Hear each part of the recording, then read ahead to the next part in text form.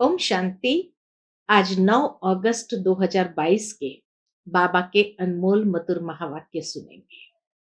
और आज की मुरली में बाबा कहे कि मनुष्य जब एक प्रश्न पूछते हैं तो उसमें दो भूल समाई है। और वो प्रश्न है कि जब कोई कहता है कि मन को शांति कैसे मिले, तो बाबा कहे पहली भूल, वास्तव में मन को शांति नहीं चाहिए और आत्मा का स्वधर्म ही शांति है। और वो शांति का अनुभव करने के लिए जितना जितना देह से न्यारा होता जाएगा, अशरीरी बनने का अभ्यास करेंगे, तो सहज ही उस शांति का अनुभव करेंगे। और दूसरी बात बाबा कहे, जब वो कहते मन को शांति चाहिए और वो कहते ईश्वर सर्वव्यापी है, तो फिर शांति किसको चाहिए? आत्मा को चाहिए या परमात्मा को चाहिए? और अगर परमात्मा है, उसी में बैठा है, सर्वव्यापी है, तो फिर अशांति का तो सवाल ही नहीं आता है। बहुत सुंदर तरीके से बाबा ने एक ही क्वेश्चन में जैसे उत्तर भी और मनुष्य को कैसे समझाना है, वो बात भी बहुत सुंदर तरीके से स्पष्ट किया है। सुनते हैं बाबा के मधुर महावाक्य। ओम शांति। मीठे बच्चे, स्वीट बाप आया है, तुम बच्चों को इस कड़वी दुनिया से निकाल स्वीट बनाने, इसलिए बहुत बहुत स्वीट अर्थात मीठा बनो। प्रश्न है आज की मुरली से, अभी तुम बच्चों को इस पुरानी दुनिया से नफरत क्यों आई है? उत्तर, क्योंकि यह दुनिया कुंभी पाक नरक बन गई है। इसमें सब कड़वे हैं। कड़वा पतित को कहा जाता है। सब विषय वैतरणी नदी में गोता खाते रहते हैं, इसलिए तुम्हें अब इससे नफरत आती है। आज की मुरली से दूसरा प्रश्न है, मनुष्य के एक ही प्रश्न में दो भूले हैं, वह कौन सा प्रश्न और कौन सी भूले? उत्तर, मनुष्य कहते हैं मेरे मन को शांति कैसे हो। इसमें पहली भूल, मन शांत कैसे हो सकता जब तक वह शरीर से अलग न हो। और दूसरी भूल, जबकि कहते ईश्वर के सब रूप है, परमात्मा सर्वव्यापी है, फिर शांति किसको चाहिए और कौन दे? ओम शांति। तुम बच्चे जानते हो, शांति धाम से बाप आया हुआ है और बच्चों से पूछते हैं किस विचार में बैठे हो। बाबा बच्चों से पूछते हैं किस विचार में बैठे हो। तुम जानते हो बाप स्वीट होम शांति धाम से आए हुए हैं, सुखधाम ले जाने के लिए। बाप कहते हैं अब तुम अपने स्वीट होम को ही याद कर रहे हो या और कुछ भी याद आता रहता है? अपने स्वीट होम को याद कर रहे हैं या और भी कुछ याद आता रहता है? यह दुनिया कोई स्वीट नहीं है, बहुत कड़वी है। कड़वी चीज दुख देने वाली होती है। बच्चे जानते हैं अब हम स्वीट होम जाने वाले हैं। हमारा बेहद का बाप बड़ा स्वीट है। बाकी और जो भी बाप है, इस समय वह बहुत कड़वे पतित छीछी है। यह तो है सभी का बेहद का बाप। अब किसकी मत पर चलना है? बेहद का बाप कहते बच्चे अब अपने शांति धाम को याद करो, फिर साथ में सुखधाम को भी याद करो। इस दुख धाम को भूल जाओ। इनको तो बहुत कड़ा नाम दिया गया है। इस दुख धाम को तो बहुत कड़ा नाम दिया गया है। कौन सा? कुंभी पाक नरक, जिसमें विषय वैतरणी नदी बहती है। बाप समझाते हैं यह सारी दुनिया ही विषय वैतरणी नदी है।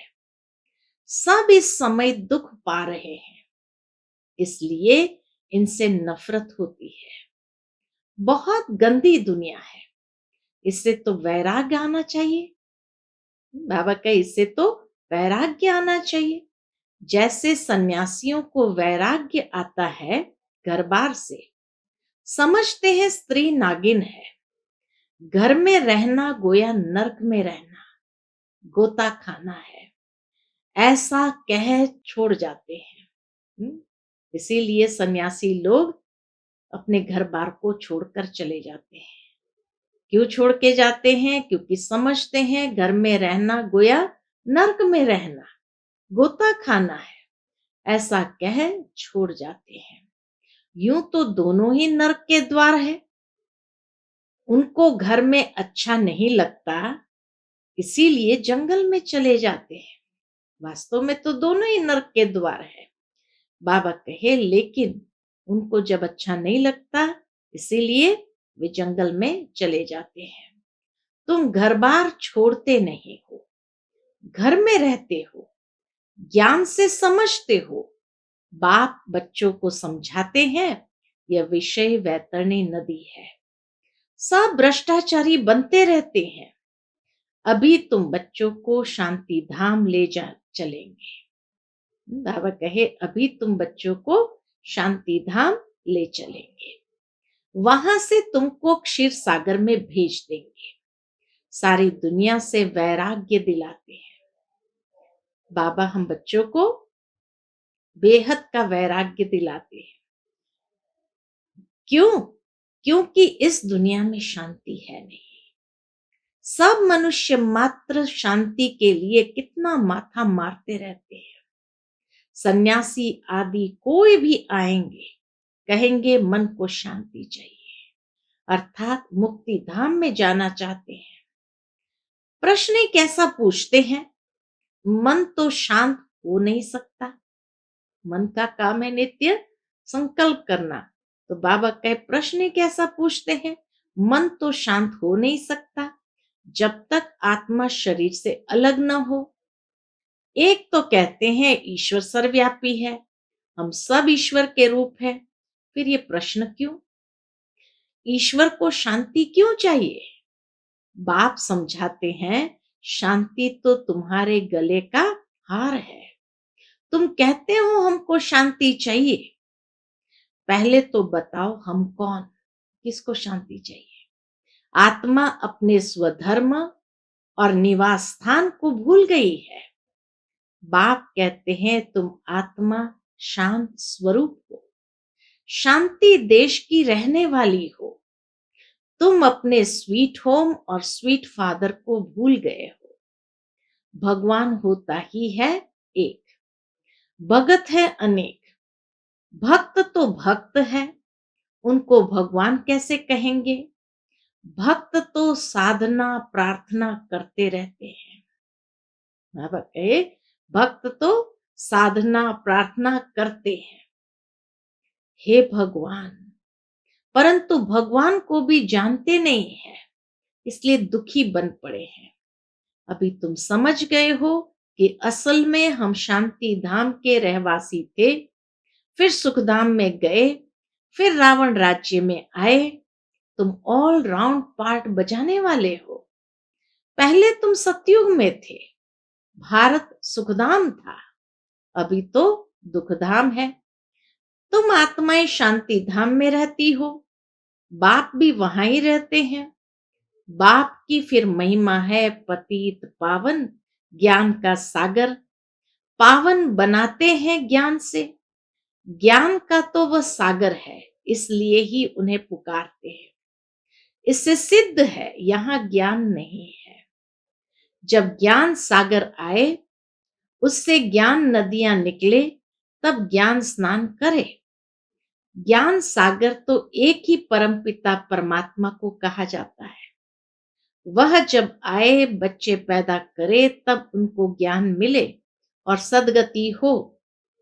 जब से रावण राज्य शुरू होता है, तब से भक्ति शुरू हुई, अर्थात पुजारी बने। अब फिर तुम पूज्य बन रहे हो। पवित्र को पूज्य और पतित को पुजारी कहा जाता है। सन्यासियों को फूल चढ़ाते हैं, माथा टेकते हैं, समझते हैं वह पावन है, हम पतित हैं। बाप कहते हैं इस दुनिया में पावन कोई हो नहीं सकता। यह तो विषय वैतरणी नदी है। क्षीर सागर विष्णुपुरी को कहा जाता है, जहां तुम राज्य करते हो। बाप कहते बच्चे, अपने को आत्मा समझो और स्वीट होम को याद करो। कर्म तो करना पड़ता है। पुरुषों को धंधा धोरी, माताओं को घर संभालना पड़ता है। तुम भूल जाते हो, इसलिए अमृत वेले का टाइम बहुत अच्छा है। उस समय याद करो, सबसे अच्छा समय है अमृत वेले का, जबकि दोनों फ्री है। यूं तो शाम को भी समय मिलता है। बाबा का यूं तो शाम को भी समय मिलता है, परंतु समझो उस समय कोई थके रहते हैं। अच्छा भल आराम करो, सवेरे उठकर याद करो, हम आत्माओं को बाप आए हैं ले जाने। अभी 84 जन्मों का पाठ पूरा हुआ। ऐसे ख्यालात करने चाहिए। तुम्हारा सबसे अच्छा कमाई का समय सवेरे है। अभी की कमाई ही सतयुग में काम आती है। अभी तुम बाप से वर्षा पाते हो, वहां धन की कोई तकलीफ नहीं होगी। बाबा कहे वहां धन की कोई तकलीफ नहीं, कोई फिक्रात नहीं। बाप तुम्हारी इतनी झोली भर देते हैं, जो फिर कमाई के लिए फिक्र नहीं रहता है। यहाँ मनुष्य को कमाई की कितनी फिक्रात रहती है। बाबा 21 जन्मों के लिए फिक्रात से छुड़ा देते हैं। तो सवेरे सवेरे उठकर ऐसे ऐसे अपने से बात करो। बाबा सिखाते अमृत वेले कैसे नशा चढ़ाना चाहिए। तो सवेरे सवेरे उठकर ऐसे ऐसे अपने से बातें करो। हम आत्माएं परमधाम की निवासी है, बाप के बच्चे हैं। पहले पहले हम स्वर्ग में आते हैं, बाप से वर्षा लेते हैं। बाप कहते हैं 5000 वर्ष पहले तुम कितने माला माल थे, भारत स्वर्ग था, अब तो नरक दुखधाम है। एक ही बाप सर्व का सदगति दाता बनता है। एक ही बाप सर्व का सदगति दाता बनता है। एक दो को याद दिलानी चाहिए। सतयुग में सिर्फ भारत था, उसको स्वर्ग जीवन मुक्ति कहा जाता है। स्वर्ग में सिर्फ भारत है, इसलिए बाबा कहे उसको स्वर्ग या जीवन मुक्त कहा जाता है। नरक को जीवन बंद कहा जाता है। पहले सूर्यवंशी चंद्रवंशी राज्य था, फिर वैश्य शूद्रवंशी राज्य हुआ। आसुरी बुद्धि होने के कारण मनुष्य एक दो को दुख देते हैं। हर एक लौकिक बाप भी बच्चों का सर्वेंट बनते हैं। विकार में जाकर बच्चे पैदा करते हैं, उन्हों की संभाल करते हैं, फिर उन्हों को नरक में ढकेल देते हैं। जब वे विषय वैतरणी नदी में गोते खाने लगते हैं, तो इसमें बाप खुश होते हैं। तो भोले हुए ना, ये पारलौकिक बाप भी भोला है, बच्चों का सर्वेंट है। वह लौकिक बाप बच्चों को नरक में डाल देते, यह शांति धाम स्वर्ग में ले जाते हैं। मेहनत तो करते हैं ना, कितना भोला है शिव बाबा। मेहनत भी करते हैं और कितना भोला है। अपना परम धाम छोड़कर आए हैं। देखते हैं आत्माओं की कितनी दुर्गति हो गई है। मेरे को गाली ही देते रहते, मुझे जानते नहीं। मेरे रथ को भी गाली दे कितने झूठे कलंक लगा दिए हैं। तुम्हारे पर भी कलंक लगाते हैं, श्री कृष्ण पर भी कलंक लगाते हैं।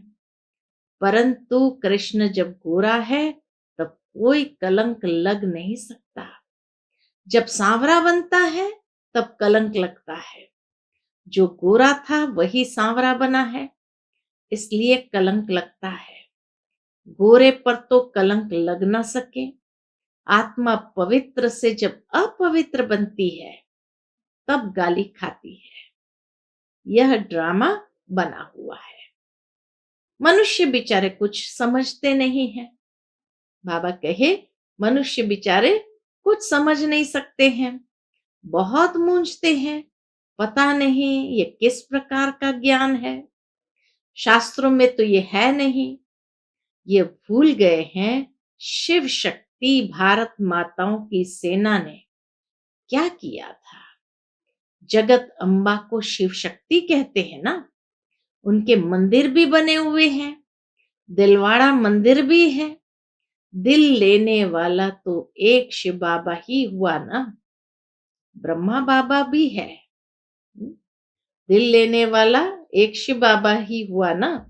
ब्रह्मा भी है, फिर जगदम्बा, और तुम कुमारियां भी हो, महारथी भी है। हूबहू तुम प्रैक्टिकल में हो। वह तुम्हारा जड़ यादगार कायम है। यह जड़ यादगार खत्म हो जाएंगे, फिर तुम सतयुग में होंगे। वहां यह यादगार आदि होते नहीं। 5000 वर्ष पहले भी ऐसे बैठे थे, यादगार बना था। फिर सतयुग त्रेता में राज्य किया। फिर भक्ति मार्ग में पूजा के लिए ये यादगार बनते हैं। ब्रह्मा विष्णु शंकर को भी तुम जान गए हो। विष्णु सो ब्रह्मा, ब्रह्मा सो विष्णु। 84 जन्म लगते हैं। विष्णु से ब्रह्मा बनने में 84 जन्म लगते हैं। अभी फिर तुम पुरुषार्थ करते हो। फॉलो मम्मा बाबा को करना चाहिए। जितना पुरुषार्थ करेंगे उतना गोरा बनेंगे। पतित से पावन बनने का पुरुषार्थ कितना सहज बाप सिखलाते हैं। बाप को और स्वीट होम को याद करते रहेंगे तो तुम स्वर्ग के मालिक बन जाएंगे। ये टेव आदत डालनी है। सवेरे उठ याद करने की। सवेरे सवेरे उठकर बाबा को याद करने की टेव डालनी है। फिर जब पक्के हो जाएंगे तो चलते फिरते याद रहेगी। हमको तो स्वीट होम और स्वीट राजधानी को ही याद करना है। पहले हम सतो प्रधान बनेंगे, फिर सतो रजो तमो में आएंगे। इसमें कोई संशय उठ नहीं सकता। मूंझने की बात ही नहीं। पवित्र रहना ही है।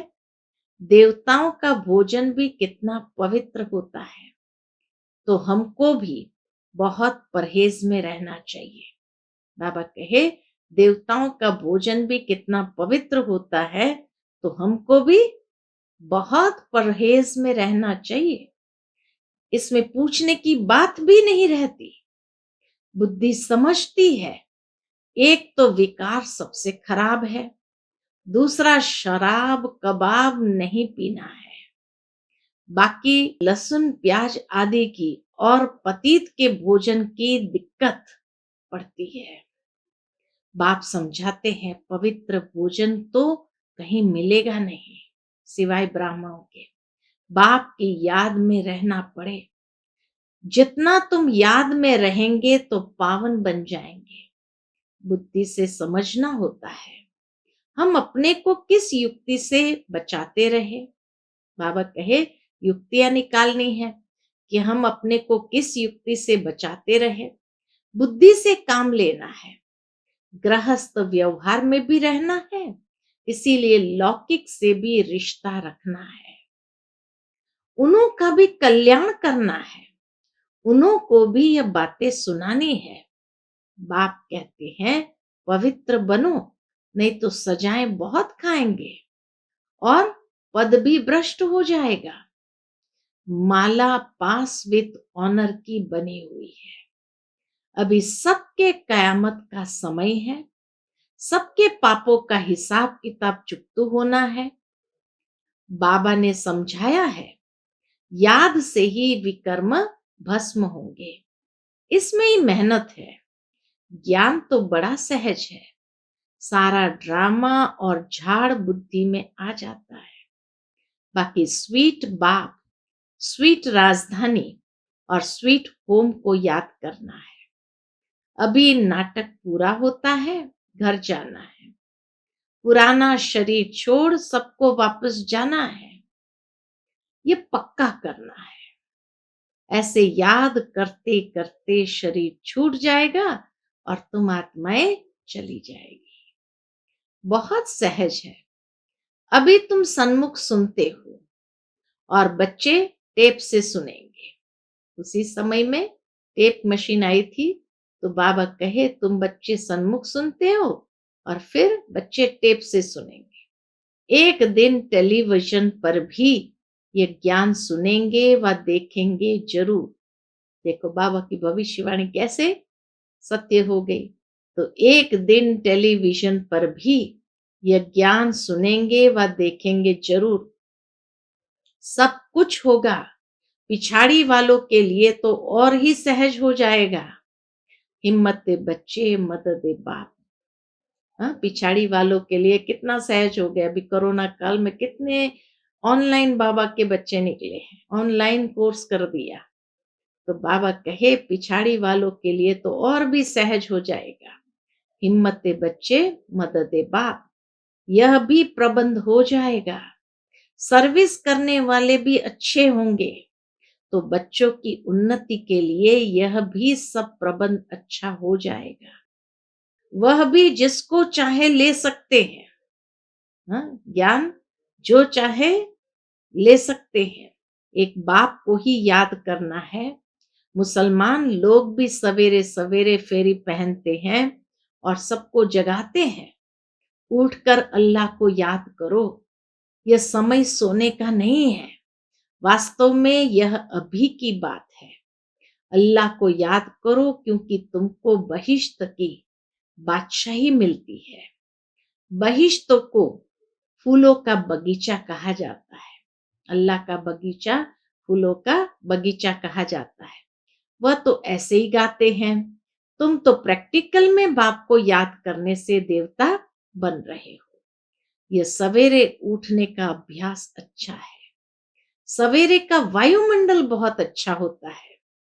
12 बजे के बाद सवेरा शुरू होता है। प्रभात का टाइम 2-3 बजे को कहा जाता है। सवेरे उठ शांति धाम और सुख धाम को याद करना चाहिए। अच्छा, मीठे मीठे सिकिलदे बच्चों प्रति माता पिता बाप दादा का याद प्यार और गुड मॉर्निंग। रूहानी बाप की रूहानी बच्चों को नमस्ते। हम सब रूहानी बच्चों की रूहानी माता पिता बाप दादा को याद प्यार गुड मॉर्निंग और नमस्ते नमस्ते। शुक्रिया बाबा, शुक्रिया। आज की मुरली से धारणा के लिए मुख्य सार। पहली पॉइंट, बाप की याद में रह पवित्र शुद्ध भोजन खाना है। अशुद्धि से बहुत बहुत परहेज रखनी है। मम्मा बाबा को फॉलो कर पवित्र बनने का पुरुषार्थ करना है। दूसरी पॉइंट, सवेरे सवेरे उठ स्वीट बाप को और स्वीट राजधानी को याद करना है। इस कयामत के समय में बाप की याद से ही सब हिसाब किताब चुकता करने हैं। आज का बाप दादा का मधुर वरदान हम बच्चों के प्रति है। अपनी निश्चिंत स्थिति द्वारा श्रेष्ठ टचिंग के आधार पर कार्य करने वाले सफलता मूर्त भव। अपनी निश्चिंत स्थिति द्वारा श्रेष्ठ टचिंग के आधार पर कार्य करने वाले सफलता मूर्त भव। कोई भी कार्य करते सदा स्मृति रहे कि बड़ा बाबा बैठा है, तो स्थिति सदा निश्चिंत रहेगी। इस निश्चिंत स्थिति में रहना भी सबसे बड़ी बादशाही है। आजकल सब फिक्र के बादशाह है और आप बेफिक्र बादशाह हो। जो फिक्र करने वाले होते हैं उन्हें कभी भी सफलता नहीं मिलती, क्योंकि वह फिक्र में ही समय और शक्ति को व्यर्थ गंवा देते हैं। जिस काम के लिए फिक्र करते हैं वह काम बिगाड़ देते हैं, लेकिन आप निश्चिंत रहते हो, इसलिए समय पर श्रेष्ठ टचिंग होती है और सेवाओं में सफलता मिल जाती है। आज का बाबा का स्लोगन है, ज्ञान स्वरूप आत्मा वह है जिसका हर संकल्प हर सेकंड समर्थ है। ज्ञान स्वरूप आत्मा वह है जिसका हर संकल्प हर सेकंड समर्थ है। अच्छा, ओम